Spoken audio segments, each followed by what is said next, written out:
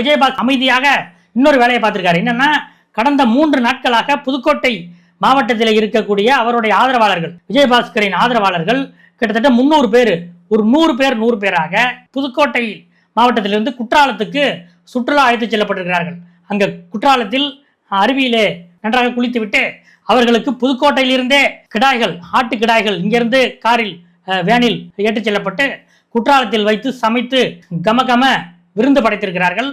இதெல்லாம் எதுக்கு பண்றாரு விஜயபாஸ்கர் அப்படின்ற ஒரு பேச்சு புதுக்கோட்டை மாவட்டத்துக்குள் எழ ஆரம்பித்து விட்டது. ஏனென்றால் விஜயபாஸ்கர் ஒரு முடிவுக்கு வந்துட்டார் போல.